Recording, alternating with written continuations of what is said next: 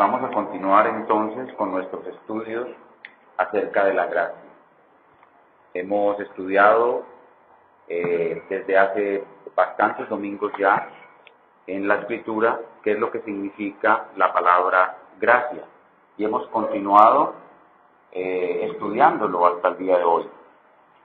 ¿Qué es esta maravillosa gracia de la cual nos habla claramente la Escritura? Queremos profundizar en el entendimiento de esta maravillosa gracia de la cual oramos y cantamos y leemos en la Escritura constantemente.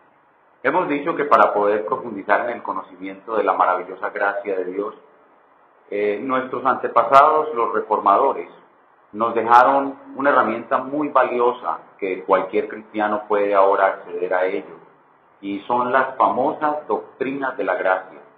Son 5 doctrinas, es decir, 5 estudios bíblicos, 5 enseñanzas sacadas de la Biblia, que cuando las estudiamos en conjunto y una por una, podemos entender entonces a qué es lo que se refiere la Biblia cuando habla de que somos salvos por gracia.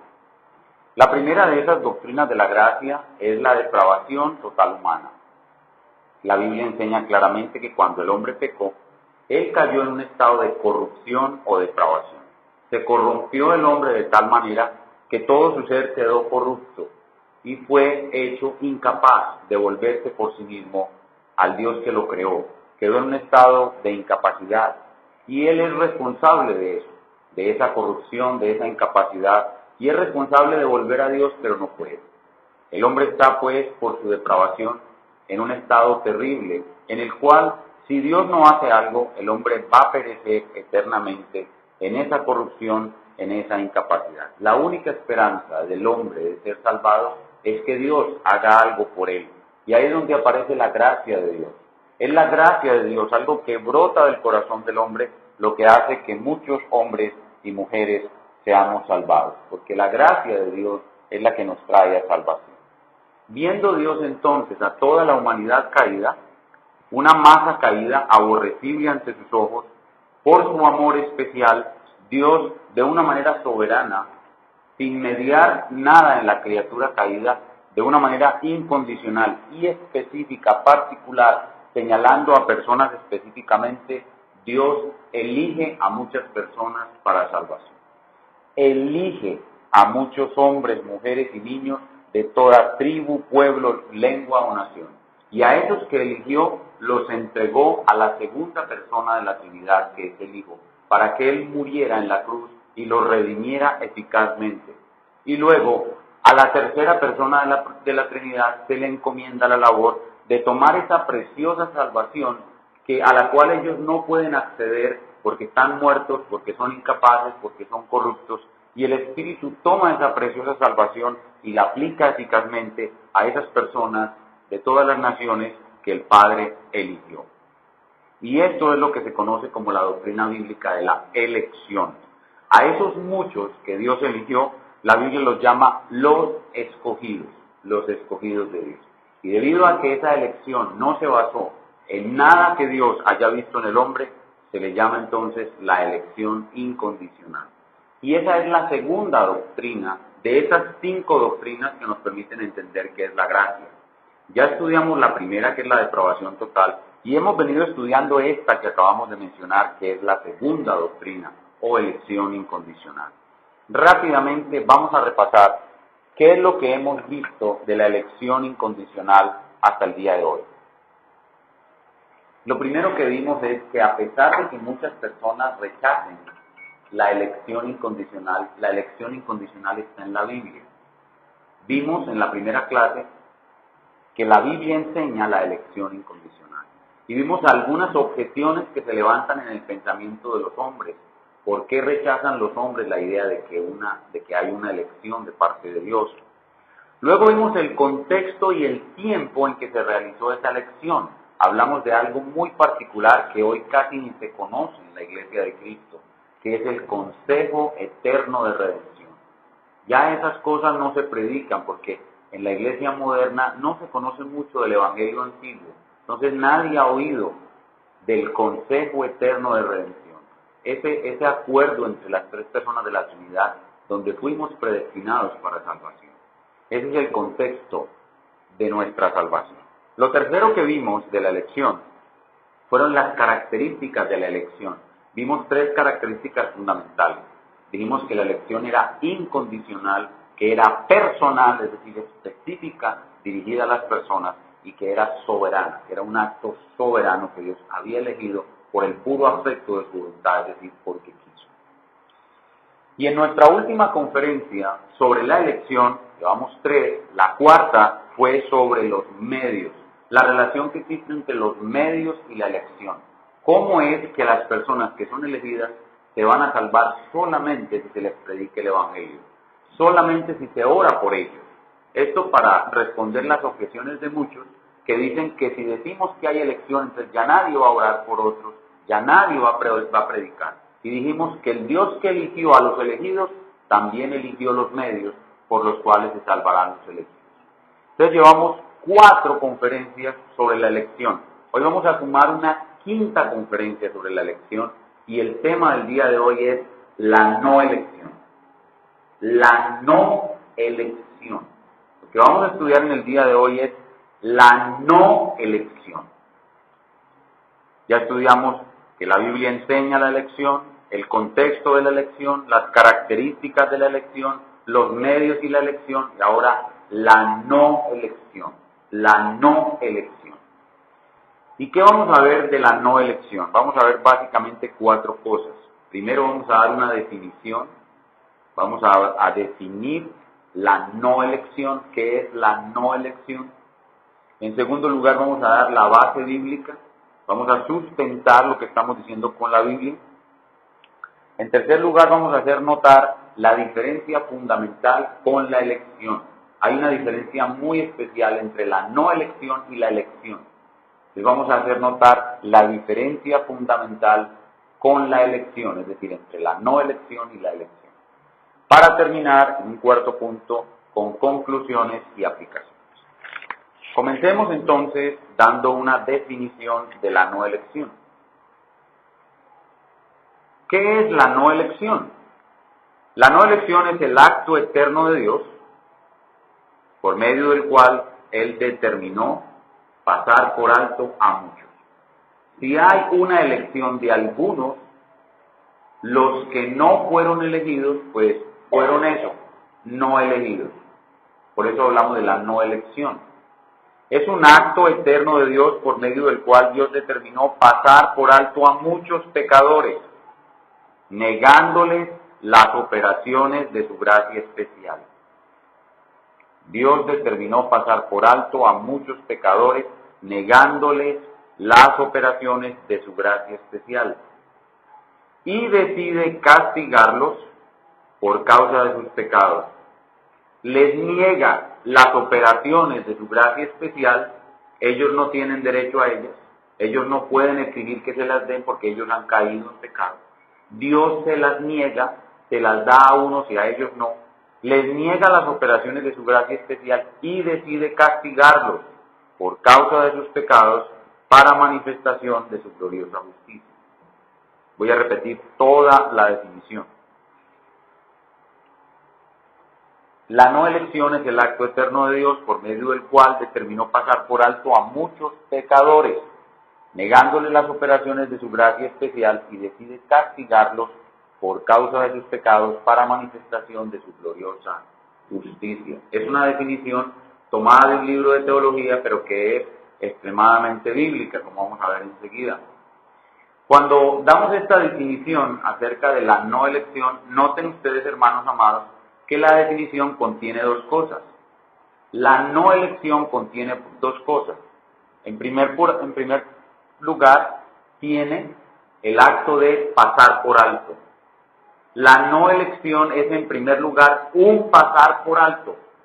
En esta escena que citamos tan frecuentemente el hermano Barry y yo cuando estamos orando, que decimos que Dios nos vio en nuestra inmundicia tirados en el suelo, pasó al lado de nosotros y nos dijo vive, pues a otros no les dijo nada. A otros no les dijo nada, los dejó ahí. Los pasó por alto. Entonces la no elección tiene 2 pasos. Primero, pasar por alto. Pasa por alto a un grupo de personas. Les niega la gracia salvadora. Miren, Dios está lleno en su corazón de gracia. Sin embargo, de una manera soberana, Él ve la masa caída y a unos decide dárselos y a otros los pasa por alto. Es decir, no se las da. A unos les dice vive y a otros no les dice nada, los pasa por alto. Entonces la elección tiene dos cosas. Primero es un pasar por alto y segundo es un dejarlo en su justa condenación. Primero pasa por alto a la persona y segundo lo deja en su justa condenación. ¿Sí? Lo deja en su justa condenación. Son dos cosas, pasar por alto y dejarlo en su justa condenación. Eso es la no elección. Ahora, como ustedes pueden ver, las definiciones pueden ser largas, tediosas y difíciles de entender. Entonces los teólogos y en todas las ramas del saber, los que aprenden alguna rama del saber, acuñan términos que nos eviten tener que repetir toda una definición. ¿Qué es un término técnico? Que lo usan todas las ramas del saber. Un término técnico es una forma de cápsula para nosotros poder entender todo un concepto sin tener que repetir tantas cosas. Entonces, para definir todo esto y poderlo tener en la mente fácil y sencillo, la teología en su historia ha acuñado una palabra que hoy en día no se conoce en las iglesias de nuestros días. Es la palabra reprobación. Reprobación. La no elección, todo esto que acabo de decir, toda la definición, las dos partes, todo el razonamiento que acabo de dar, lo podemos condensar en una sola palabra, la palabra reprobación. ¿Qué es la reprobación? La reprobación es la no elección que Dios hizo de muchos pecadores caídos. Los pasó por alto, los dejó en su condenación, les negó los medios de gracia para glorificar su gloriosa justicia. Todo eso se resume en una palabra, que es la palabra reprobación. Pero entonces los hermanos amados que no conocen las doctrinas de la gracia, le van a decir usted en la calle, hermano, hermana, es que la palabra reprobación no sale en la Biblia. Y tienen razón. La palabra Trinidad tampoco sale en la Biblia, ¿verdad? Pero esos términos teológicos, aunque no salen en la Biblia como palabras exactas, sus conceptos sí están allí. Entonces no debemos avergonzarnos ni tener temor de usar esta palabra, así cuando la usemos, las demás personas van a rechazarla y abrir sus oídos y a decir, ¿qué? Eso no está en la Biblia. La palabra no, pero el concepto sí. Por ejemplo, la palabra inerrancia. ¿Cuántos de ustedes creen que la Biblia es inerrante? Todos, ¿verdad? Que la Biblia no tiene error. Bueno, busquen la palabra inerrante en la Biblia. No está. Sin embargo, todos creemos que la Biblia es inerrante. Entonces, estos términos teológicos no son para desprestar a la gente, son para comodidad. Nos sirven para englobar un concepto y mantenerlo rápido en nuestras mentes y usarlo con agilidad en nuestras predicaciones, charlas ordinarias, etc. Entonces, según la Biblia, existen dos clases de personas. ¿Cuáles son? Los elegidos y los reprobados. Los elegidos y los reprobados. Dos clases de personas. Entonces, cuando les compartimos a muchas personas acerca de la reprobación, muchas personas van a decir, la reprobación no está en la Biblia. Es lo primero que van a decir, que no está en la Biblia. Les vamos a decir, la palabra no está, pero el concepto sí está. Y otros van a decir, no creo lo que me estás diciendo, porque como me lo estás planteando, eso hace a Dios un monstruo. Mucha gente cree, cuando escucha estas cosas, que esta doctrina presenta a Dios como si fuera un monstruo que creó a muchos simplemente para satisfacer sus placeres de condenarlos y de vaciar su ira sobre ellos. Hermanos, nada más lejos de la realidad que eso. La doctrina de la reprobación no hace a Dios un monstruo. Y para poder explicar que no es así, vamos entonces a nuestro segundo punto, que es la base bíblica. Vamos a ver la base bíblica de la definición que acabamos de dar, y a través de esta base bíblica vamos a ver que Dios no es un monstruo que creó a muchos para condenarlos. Vamos a ver qué es lo que enseña la Biblia sobre esta doctrina. Cuando hablamos de la base bíblica, tenemos que hacer un ejercicio de búsqueda progresiva. En todas las doctrinas tenemos que hacer un ejercicio de búsqueda progresiva. Les decía que en todas las doctrinas En todas las doctrinas, para poder definir una doctrina hay que hacer una búsqueda progresiva, es decir, desde el Génesis hasta el Apocalipsis, buscando todo lo que la Biblia dice sobre este tema. Es lo que llamamos en teología la teología progresiva.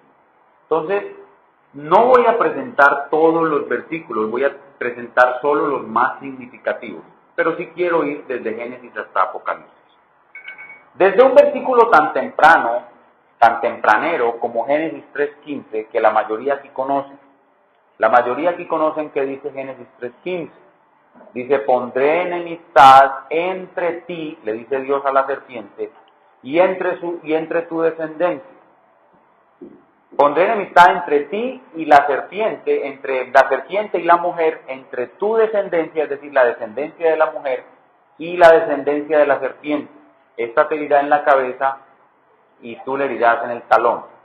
Esta porción bíblica, que es una promesa, ya comienza a mostrarnos de una manera general lo que es la reprobación. ¿Por qué? Porque según este pasaje, según Génesis 3.15, allí van a haber dos clases de seres humanos que siempre van a estar en enemistad.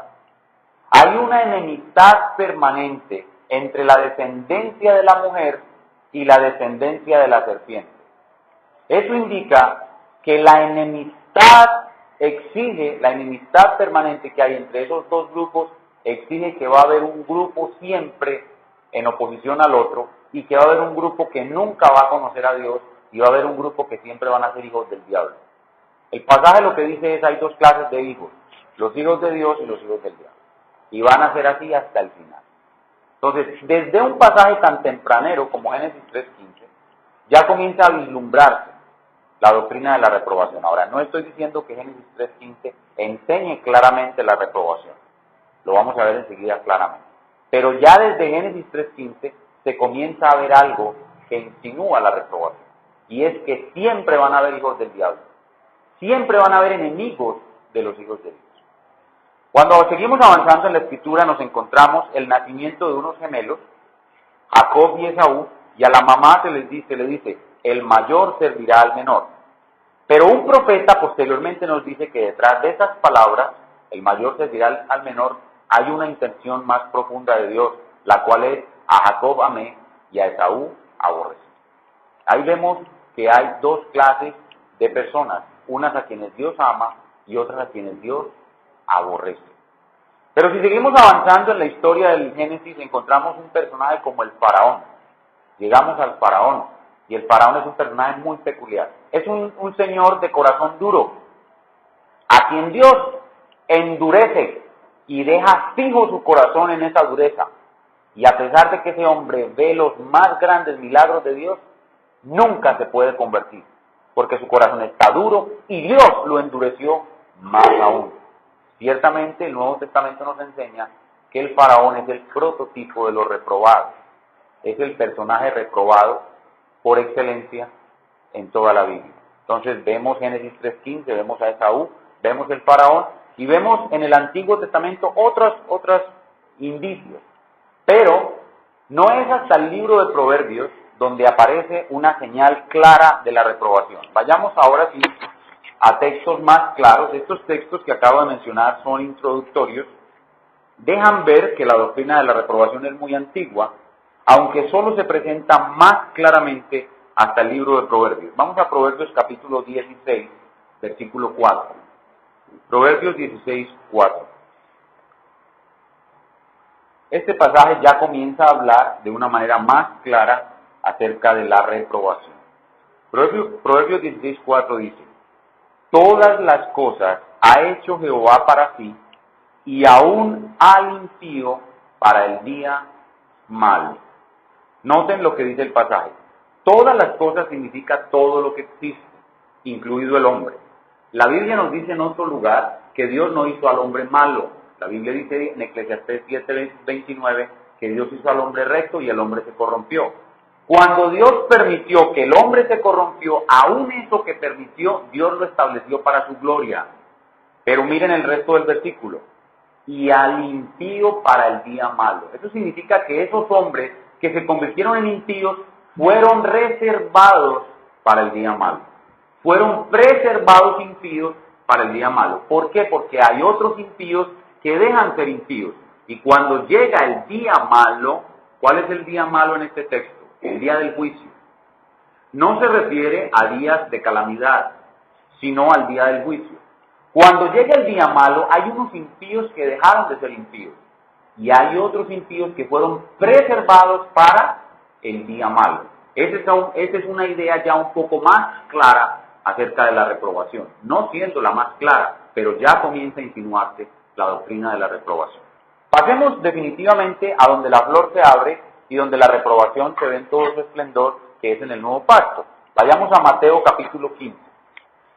En Mateo capítulo 15 comienza nuestro Señor Jesucristo a hablar de esta doctrina bíblica de la reprobación. Mateo 15, y vamos a leer del 11 al 14. Dice Mateo 15, del 11 al 14. Mateo 15, del 11 al 14. No lo que entra en la boca contamina al hombre, mas lo que sale de la boca, esto contamina al hombre. Entonces, acercándose sus discípulos, le dijeron: ¿sabes que los fariseos se ofendieron cuando oyeron esta palabra? Pero respondiendo él dijo: toda planta que no plantó mi Padre Celestial será desarraigada. Dejadlos, son ciegos guías de ciegos, y si el ciego guiare al ciego, ambos caerán en el hoyo. Respondiendo Pedro, les dijo: explícanos esa parábola. Y Jesús les dijo: ¿también vosotros estáis sin entendimiento? Noten el versículo 13. Respondiendo le dijo: toda planta que no plantó mi Padre Celestial será desarraigada. Todos nosotros sabemos que aquí el Señor Jesús está comparando a los hombres con plantas. Los hombres son comparados con plantas. ¿Quiénes son las plantas que no plantó el Padre Celestial? En esta metáfora, el Señor Jesús está visualizando al Padre como el dueño de un precioso jardín. Y hay una porción selvática en donde nacen plantas silvestres. Y hay otra porción donde está el precioso jardín que el Padre Celestial cultiva. Dice el Señor que toda planta que el Padre Celestial no plantó en su jardín será desarraigada. Es decir, que hay unas plantas que son plantadas en su jardín, que son sus plantas especiales, el jardín de sus cuidados y de sus amores, y otras que no son plantadas en su jardín. Se refiere obviamente, las plantas que son plantadas en su jardín son los escogidos de Dios. Y las plantas que no son plantadas en su jardín, es decir, aquellas plantas silvestres, aquellas plantas salvajes que el Padre no tomó y plantó en su jardín, dice, serán desarraigadas. Como dice Juan el Bautista, el hacha está puesta a la raíz de los árboles, y el árbol que no da buen fruto será cortado y echado en el fuego. Entonces esa palabra desarraigada tiene que ver con la condenación eterna. Pero a continuación él utiliza otra palabra, y esta palabra es clave en esta doctrina. Pedro sabe que los fariseos están molestos y le advierte al Señor: Señor, están molestos. Y el Señor dice esta palabra: dejadlos. Esa palabra es clave en la reprobación. Porque cuando el Señor pasó eligiendo, ¿qué fue lo que hizo? A unos les dio vida y a otros los dejó. Entonces esa palabra dejadlos tiene ahí un significado especial. Muestra cuál es la acción de Dios en la reprobación. Es una acción de dejarlos. Por eso decíamos en la definición que es pasarlos por alto y dejarlos en su justa condenación. Entonces allí vemos claramente que las plantas que el Padre plantó son los elegidos y las plantas que Él no plantó son los reprobados. ¿Y a dónde irán los reprobados? Un ciego que guía a otro ciego, al hoyo. Y el resto de la Biblia muestra claramente que el hoyo es el infierno. El hoyo es el infierno. El hoyo es un lugar oscuro, como hablábamos ahora en el Salmo 73, unos deslizaderos sin fin. Eso es el infierno, unos deslizaderos por los cuales caemos. Son como acantilados profundos, abismos profundos, un hoyo profundo en el cual cae sin fin. Entonces las plantas que no plantó el Padre Celestial fueron dejadas. ¿Y a dónde caerán? En el hoyo. Esa es de una manera metafórica la doctrina de la reprobación, pero ahora veámosla de una manera clara, sin metáforas. Lucas capítulo 2. Lucas capítulo 2. En Lucas capítulo 2 es el caso de Simeón. El viejito Simeón conocía la doctrina de la reprobación, oigan, con todo y lo viejito, y conocía la doctrina de la reprobación. Lucas 2:34. El viejito Simeón, cuando vio al niño Jesús, le dijo a María parte de la obra del Señor Jesús. Lucas 2:34. Y los bendijo Simeón y le dijo a su madre, María, he aquí, este está puesto para caída, otra vez, para caída. ¿Qué estamos diciendo? Caída en esos deslizaderos profundos, para caída y levantamiento de muchos. En la Biblia es muy claro que todo lo que cae va al infierno y todo lo que se levanta va al cielo. En la Biblia se cae al infierno y se asciende al cielo. Entonces, miren, el viejito Simeón dice claramente las dos cosas. Hay unos que por Cristo van a ser levantados hasta el cielo y hay otros que al verlo van a tropezar en él y van a caer al más profundo abismo, al más profundo hoyo. Entonces, ahí tienen ustedes las dos cosas en Simeón. Pero, ¿cómo es que se manifiesta este hecho de que Cristo es para unos caída o tropiezo, tropiezan y caen, y para otros es levantamiento? Lo vemos cuando se predica el Evangelio. Vayamos a 2 Corintios, capítulo 2. ¿Cómo es que Cristo es para unos caída o tropezadero, y para otros es levantamiento glorioso? 2 Corintios 2, 14. Dice Pablo, 2 Corintios 2, 14. Mas a Dios gracias, el cual nos lleva siempre en triunfo en Cristo Jesús, y por medio de nosotros manifiesta en todo lugar el olor de su conocimiento.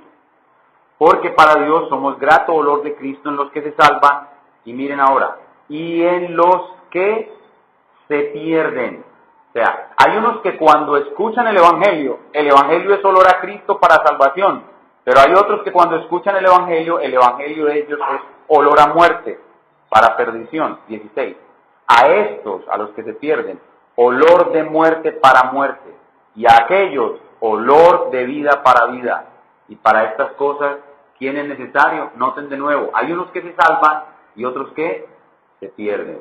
Ahora, en el capítulo 4, versículos 3 y 4, dice Pablo, pero si nuestro evangelio está encubierto, entre los que se pierden está encubierto, en los cuales el Dios de este siglo cegó el entendimiento de los incrédulos para que no les resplandezca la luz del evangelio de la gloria de Cristo, el cual es la imagen de Dios. Entonces noten cómo la Biblia va desarrollando alrededor de esos dos grupos de personas dos ideas básicas. Unos con Cristo tropiezan y caen, y otros con Cristo son levantados. Esos son los elegidos, y los que tropiezan y caen son las plantas que no plantó el Padre, las cuales son reprobadas. Ahora dejemos las plantas a un lado y utilicemos otra metáfora de nuestro Señor, las ovejas. Juan capítulo 10. No podemos evitar el lenguaje metafórico porque nuestro Señor rara vez habló claramente, Él siempre habló por metáforas. Pasemos de las plantas que no plantó a las ovejas. Juan 10:24. Juan 10:24, de nuevo está disputando con los fariseos. Juan 10:24.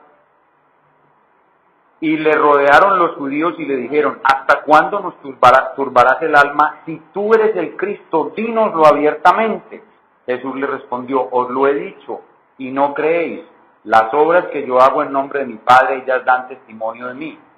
Pero vosotros no creéis, porque no sois de mis ovejas, como os he dicho. ¿Por qué era que estos judíos fariseos no podían creer? Porque ellos no eran de sus ovejas. ¿Cuál era la razón de su incredulidad? Que ellos no eran de sus ovejas. El hombre no es oveja de Dios porque no cree. El hombre no cree porque no es oveja de Dios. Suena como un trabalenguas, pero eso es lo que enseña la Escritura. Uno no cree es porque no es oveja de Dios. Es decir, que, volviendo a la metáfora de nuestro Señor, en el consejo eterno de redención, el Señor cogió a unos como ovejas y a otros como cabras. Ovejas y cabras. De hecho, en el día del juicio final, dice Mateo 25, a su derecha pondrá a las ovejas y a su izquierda pondrá las cabras. Entonces, ovejas y cabras. Plantas que plantó y plantas que no plantó. Todo ese lenguaje habla de lo mismo, de la doctrina bíblica de la reprobación. Vayamos a otro texto que es el más claro de todos, Romanos 9:22. Romanos 9:22. Recuerden qué estamos haciendo. Estamos haciendo una búsqueda progresiva de la doctrina por toda la Biblia. Romanos 9:22. Este es el pasaje estrella, este es el pasaje más importante de todos porque es el más claro. No habla en lenguaje metafórico, habla en lenguaje directo. Romanos 9:22 dice, y que si Dios, queriendo mostrar su ira y hacer notorio su poder, soportó con mucha paciencia los vasos de ira preparados para destrucción. Vasos de ira preparados, noten, los dejó, los pasó por alto y los dejó, o sea, los dejó listos, los dejó preparados para destrucción. Versículo 23, y para hacer notorias las riquezas de su gloria, las mostró para con los vasos de misericordia que él preparó de antemano para gloria. Entonces noten, las plantas que plantó y las que no plantó, las ovejas que escogió y los cabritos que no escogió, los vasos de ira y los vasos de misericordia. Ese lenguaje habla todo de la reprobación, la elección y la reprobación. Ahora, hay otros pasajes también mucho más claros, o muy claros también en el resto de la doctrina. Por ejemplo, en la teología del apóstol Pedro, Primera de Pedro capítulo 2. Primera de Pedro capítulo 2. Ya los apóstoles, por ejemplo Pedro, en sus cartas, hablan de la reprobación en un lenguaje tan directo que es imposible evadirlo. Hasta ahora hemos dicho, el que plantó, lo que plantó y lo que no plantó, la oveja que escogió y el cabrito que no escogió, el vaso de ira y el vaso de misericordia. Pero ahora noten cómo habla el apóstol Pedro de claro. Primera de Pedro 2, 6 al 8. Y de nuevo aparece la figura de que Cristo es piedra de tropiezo o piedra preciosa según la teología del hermano Simeón, del viejito Simeón. Primera de Pedro 2, del 6 al 8. Por lo cual también contiene la escritura, he aquí pongo en Sión la principal piedra del ángulo, escogida, preciosa. El que creyere en él no será avergonzado. Para vosotros, pues, los que creéis, él es precioso. O sea, para nosotros Cristo es una piedra preciosa. Pero para los que no creen, la piedra que los edificadores desecharon ha venido a ser cabeza del ángulo y piedra de tropiezo y roca que hace caer. Hasta ahí todo bien. Pero miren el comentario de Pedro. Porque tropiezan en la palabra, siendo desobedientes, a lo cual fueron también destinados. Esa es la reprobación. Entonces, ¿cómo? Hay dos formas de ver a Cristo, como una piedra preciosa o como una piedra de tropiezo que te hace caer. Si tú lo ves como una piedra preciosa, eres un elegido. Si para ti él es algo horrible, indigno, que no merece tu atención y te es una piedra de tropiezo, como decía cierto profesor aquí de nuestro hermano en la universidad, que el cristianismo era la peor plaga, es otro muchacho que me comentó de un profesor de la universidad, que decía que el cristianismo era la peor plaga que había venido a la humanidad. Para ese hombre Cristo es una piedra de tropiezo y roca de caída. Podemos pensar que ese hombre hasta ahora, si muere así, es un reprobado. Ahora tiene la oportunidad de arrepentirse mientras esté vivo. Veamos otra expresión de Pedro, bien significativa, en Segunda de Pedro 2. Segunda de Pedro, capítulo 2. En versículo 12. En esta ocasión, Pedro está hablando acerca de los falsos profetas. Dice en el versículo 12, pero estos, hablando mal de cosas que no entienden, como animales irracionales, nacidos para presa y destrucción. Ahora noten Pedro cómo compara a los reprobados como bestias irracionales, pero dicen, nacidos para presa, nacidos para destrucción. Pero ahora noten el comentario que hace, perecen en su propia perdición. Es decir, ellos se causan su propia perdición. Y ahí es donde tenemos que decir que el Señor no es un monstruo cuando enseñamos la doctrina de la reprobación, porque estas personas perecen es por su propia perdición, por su propia condenación, por su propia destrucción. Entonces, vemos allí una vez más, veamos uno más en Judas 4, un texto más en Judas 4. En Judas 4 de nuevo está muy claro, también Judas tiene como contexto los falsos profetas. Judas 4. Dice, porque algunos hombres han entrado encubiertamente. Ahora noten el comentario que hace Judas acerca de los falsos profetas que entraron encubiertamente. Los que desde antes habían sido destinados para esta condenación. ¿Qué está diciendo Judas? Que esos falsos profetas fueron destinados para hacer eso que son, desde antes. Y ese desde antes, ¿hasta dónde nos llega? ¿Hasta dónde nos lleva? Hasta el consejo eterno de redención. Fueron destinados para esta condenación. No cabe duda, la palabra de Dios enseña algo que podemos llamar la reprobación. Y finalmente, el libro de Apocalipsis, en su capítulo 17, versículo 8, la última forma, como la Biblia enseña, la doctrina de la reprobación, es hablando de los que no fueron escritos en el libro de la vida. Apocalipsis 17, 8. La última forma, ya vimos cómo, de muchas maneras, la Biblia enseña esta doctrina. Plantas que no plantó, ovejas que no eligió, vasos de ira preparados para destrucción, dice que fueron destinados para tal condenación, dice que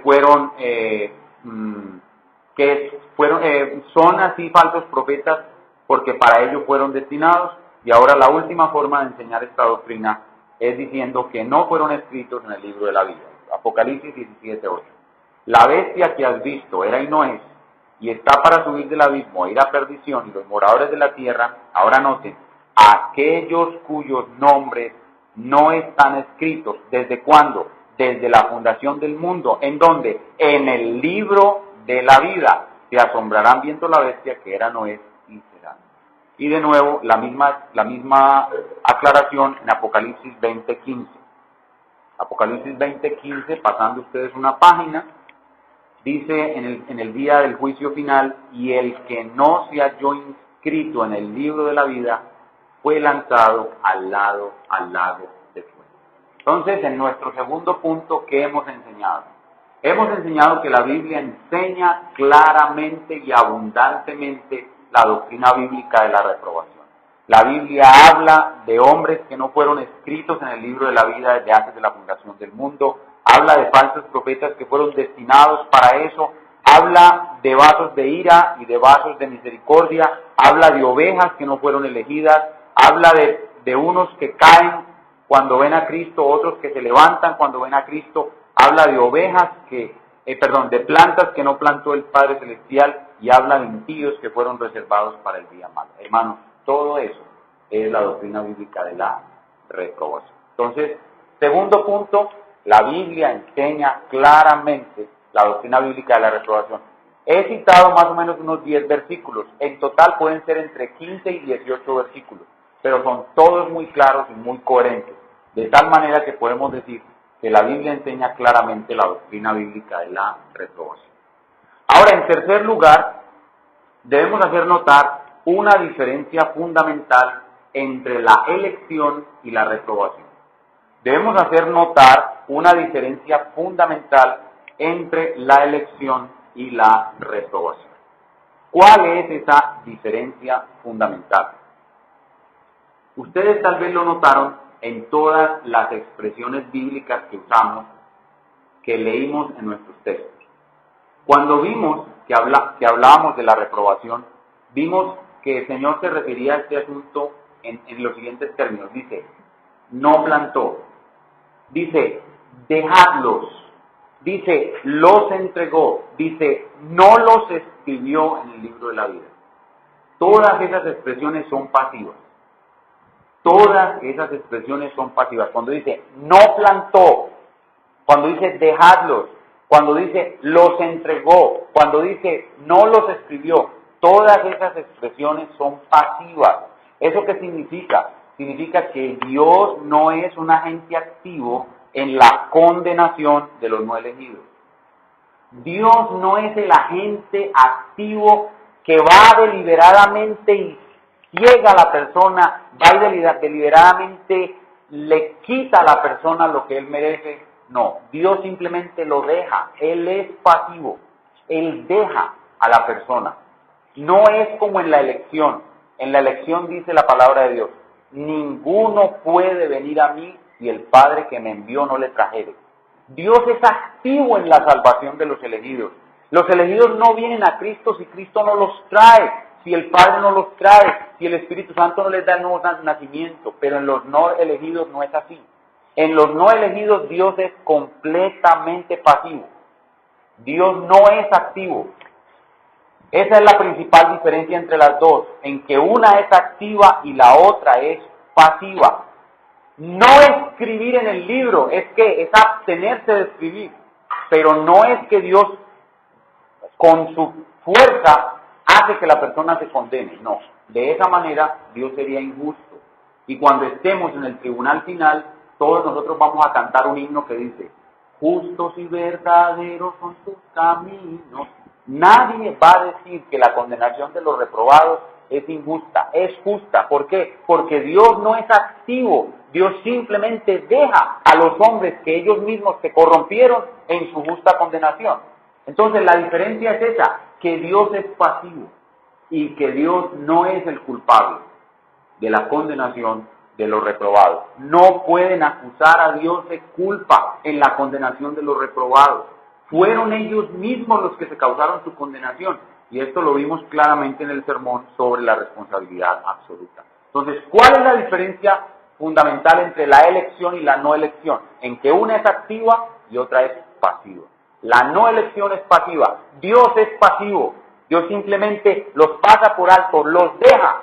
En cambio, a los escogidos Él tiene que hacer un esfuerzo. De hecho, dice la Escritura que para salvarnos Dios tuvo que desnudar su santo brazo. La Biblia dice que Dios con los dedos creó el universo, pero para salvarnos, para entregar a su Hijo, para que su Hijo muriera por nosotros, para que su Hijo realmente nos salvara, Él tuvo que desnudar su santo brazo. Le costó mucho trabajo, le costó mucho esfuerzo. En cambio, para condenar a los que Él no eligió, Él simplemente los deja. La fuerza contra ellos va a ser cuando Él eche su ira el día final. Pero Él ahora es pasivo con ellos. Y lo fue cuando los reprobó. Bien, esto es entonces lo que tenemos que decir hasta el día de hoy, en este día. Primero, definimos qué es la reprobación. Segundo, le dimos una base bíblica. Tercero, mostramos la diferencia fundamental con la elección. Y ahora terminamos con algunas conclusiones y aplicaciones. Debemos preguntarnos, ¿para qué nos sirve esta doctrina? En primer lugar, tenemos que decir que esta doctrina es necesaria porque es parte del consejo de Dios.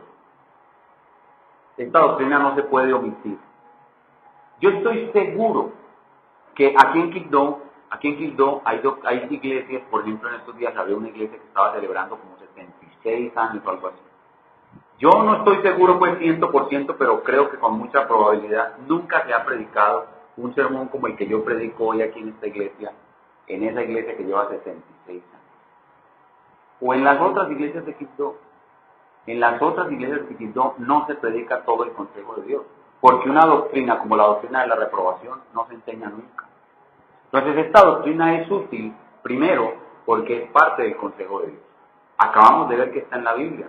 Es más, no solo está en la Biblia, sino que hace parte de la doctrina de salvación. La doctrina de salvación no está completa si hablamos solo de los elegidos. Tenemos que hablar de los elegidos y de los no elegidos. Entonces, no hay un conocimiento correcto de todo el consejo de Dios si no se conoce la doctrina bíblica de la reprobación. Pero en segundo lugar, el uso doctrinario que tiene esta doctrina, valga la redundancia, es porque nos enseña a conocer verdaderamente el carácter de Dios. ¿Cuál es el atributo de Dios dominante en nuestro conocimiento de Dios? Eso sobra preguntarnos. El amor. Cuando a la gente le preguntan cómo es Dios, todo el mundo responde, Dios es amor. Pero la doctrina de la reprobación nos muestra que si le preguntamos a Dios, Dios, ¿cómo eres tú? ¿Qué dice Él? Yo soy amor, pero también soy ira.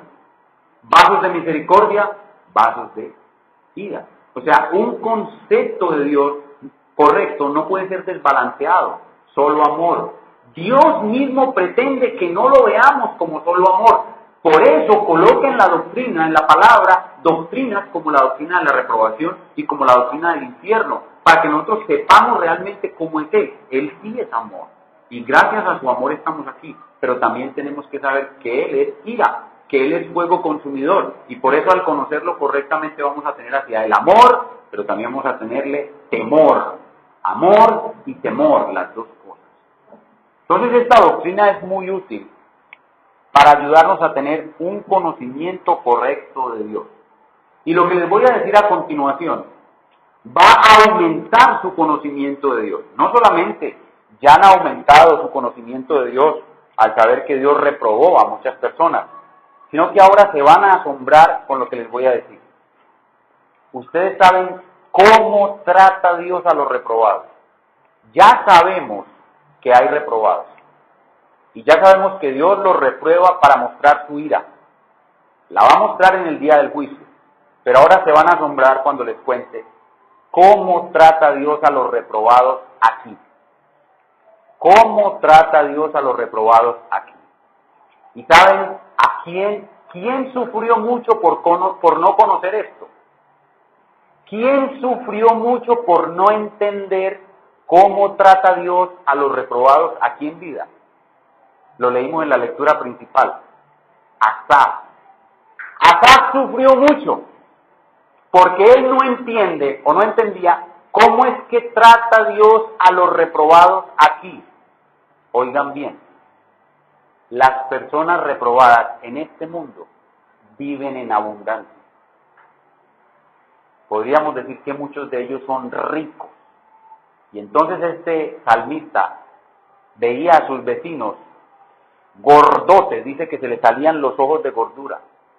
Y él decía, bueno, ¿y yo para qué he limpiado mi camino? ¿Para qué he andado en inocencia? Y dice que esto fue un duro trabajo para él.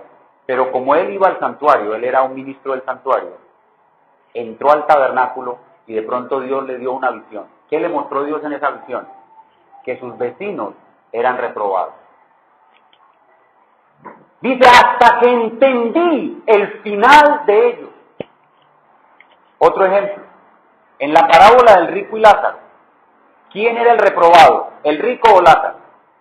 El rico. ¿Y cómo vivió el rico? Pues como rico. ¿Y el pobre Lázaro? Como pobre. Asómbrense, la mayoría de los reprobados son ricos. Viven bien en este mundo.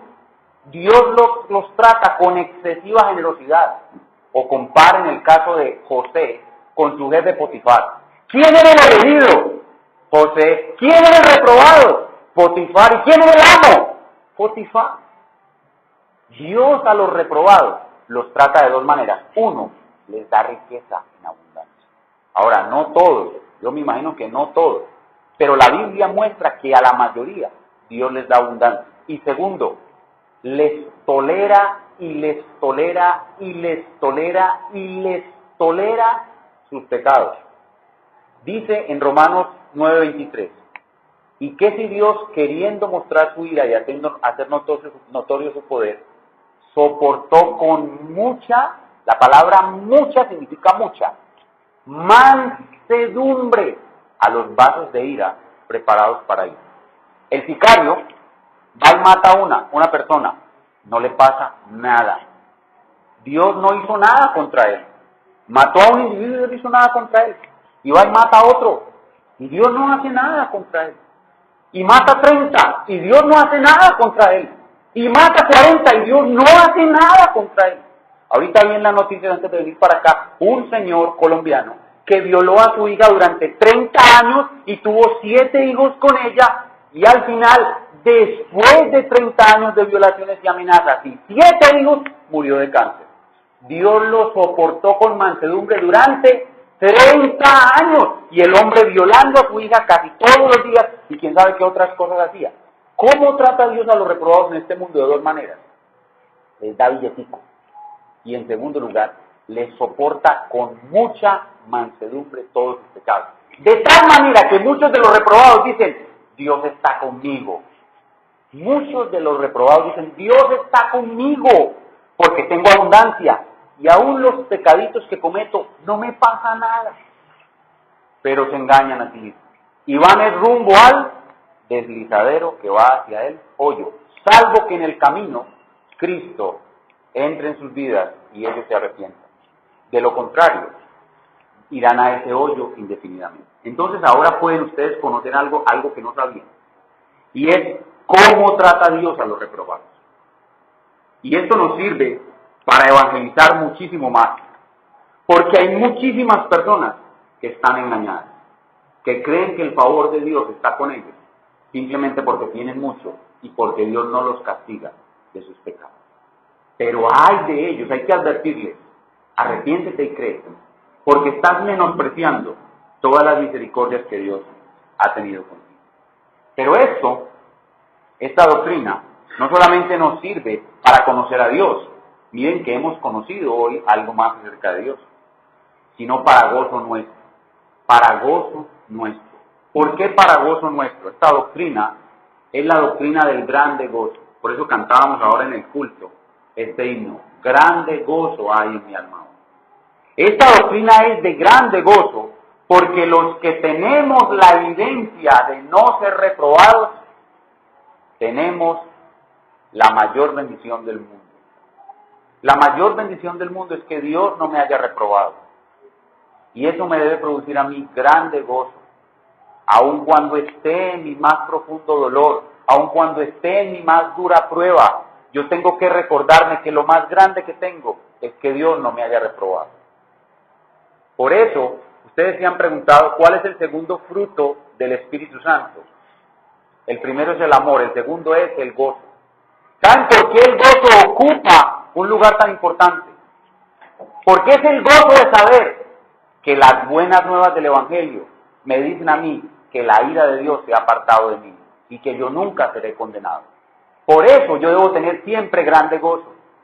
Dice el canto, grande gozo hay en mi alma hoy, pues Jesús conmigo está. Y podríamos decir, Él no me reprobó, Él me eligió, y por eso tengo grande gozo. Por eso cuando usted esté en la olla, haya perdido mucho, esté muy enfermo y esté sufriendo, acuérdese de esto, el Padre no me reprobó, y se va a alegrar, va a sentir gozo, tiene que sentir gozo. Si usted piensa que Dios no lo reprobó y no siente gozo, es porque realmente usted está en un estado espiritual deplorable. Hermanos, esta doctrina, para nosotros los creyentes, es la doctrina del grande gozo. ¿Por qué? Porque hemos sido librados de esos deslizaderos. Hemos sido librados de esa muerte repentina que va a venir al reprobado como a los vecinos de Acab. Esta doctrina es la doctrina del grande gozo. Es la doctrina que nos ayuda a conocer a Dios, nos trae profundidad teológica. Es la doctrina que nos trae gozo a nosotros los que somos creyentes. Pero igual también es la doctrina de una fuerte exhortación para los que no son aún creyentes. Los que no son aún creyentes deben preguntarse, ¿será que Dios me ha reprobado? Y el solo hecho de pensar que Dios te ha reprobado debe hacerte sentir espanto, y con ese espanto debes venir a Cristo. Debes venir a Cristo ahora mismo, no debes seguir menospreciando su llamamiento. Porque si tú quieres saber que no eres un reprobado, debes arrodillarte a Cristo ahora. Si te arrodillas a Cristo ahora, es porque no eres un reprobado. Si sigues menospreciando su gracia, es probablemente porque has sido reprobado. Pero quieres saber que no eres un reprobado, arrodíllate ahora mismo ante Cristo. Pídele perdón y estarás seguro de que no eres un reprobado. Hermanos, amigos, esta doctrina es una doctrina para conocer a Dios, para adquirir profundidad teológica, para traer gozo a los creyentes, pero también para traer espanto a los no creyentes. Que el Señor conceda esa preciosa salvación a los que aún no han llegado a Él. Y que nosotros, los que ya sabemos que no somos reprobados, sigamos aumentando y fortaleciendo nuestro gozo. Pongámonos de pie y oremos.